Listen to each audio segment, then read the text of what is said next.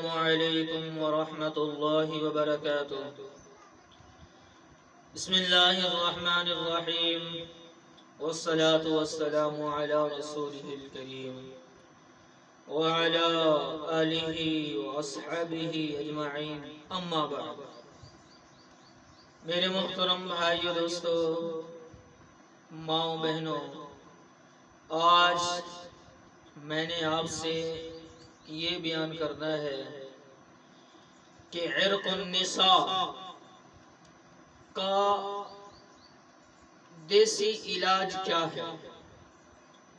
یہ عرق النساء کی جو تکلیف ہے، اس کا دیسی علاج کیا ہے، اور نبی کریم صلی اللہ علیہ وسلم نے کیا علاج بتایا ہے۔ دو جہاں کے سردار کا بتایا ہوا علاج آپ کو بتا رہا ہوں کہ آپ نے عرق النساء کی تکلیف کا کیا علاج بتایا۔ حدیث ابن ماجہ میں اس کو نقل کیا گیا ہے۔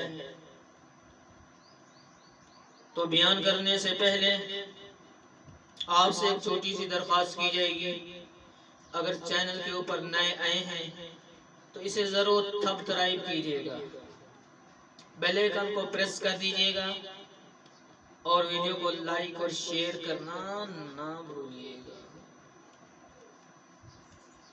اب چلتے ہیں اپنے ٹاپک کی طرف کہ عرق النساء کی تکلیف کا کیا علاج ہے۔ حدیث پاک میں آتا ہے، بسم اللہ الرحمن الرحیم، حضرت انس بن مالک رضی اللہ تعالیٰ عنہ سے روایت ہے،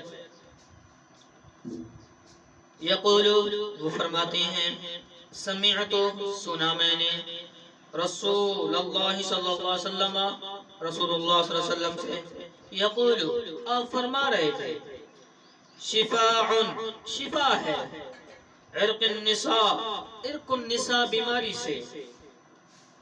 کیا آپ نے کیا بتایا اس کا علاج؟ آپ نے فرمایا الیت شاۃ اعرابیۃ، آپ نے فرمایا عرق النساء کا علاج جنگلی بکری کی چربی، جنگلی بکری کی چربی، تذاب، اسے پگھلایا جائے، اسے کیا کیا جائے؟ اسے پگھلایا جائے، ثم، پھر، تجزأ ثلاثۃ اجزاء، پھر اس کے جو ہے 3 حصے کر لیے جائیں۔ کتنے؟ 3 حصے کر لیے جائیں۔ پھر آپ نے فرمایا ثم یشرب، پھر اس کو پیا جائے، علی الریق فی کل یوم، آپ نے فرمایا منہ نہار اس کو پیا جائے۔ کتنا پیا جائے؟ جزء، ایک حصہ۔ 3 حصے کر لیے گئے، اب روزانہ منہ نہار کتنا پینا ہے؟ ایک حصہ، یعنی یہ 3 دن کا علاج آپ نے بتایا۔ انشاءاللہ اس سے آپ کو فائدہ ہوگا، بہت فائدہ ہوگا۔ یہ پیارے آقا محمد کریم صلی اللہ علیہ وسلم کا بتایا ہوا علاج ہے، اس سے کرو جس کو تکلیف ہو۔ حضرت انس بن مالک رضی اللہ تعالیٰ عنہ فرماتے ہیں کہ میں نے رسول اللہ صلی اللہ علیہ وسلم کو یہ فرماتے ہوئے سنا کہ عرق النساء کا علاج جنگلی بکری کی چربی، جنگلی بکری کی جو چربی ہے اس سے علاج کرو، یہ اس کا علاج ہے۔ اسے پگھلا کر 3 حصے کیے جائیں، 3 حصے، اور روزانہ ایک حصہ نہار منہ پیا جائے۔ یہ عرق النساء کی بیماری کا علاج ہے۔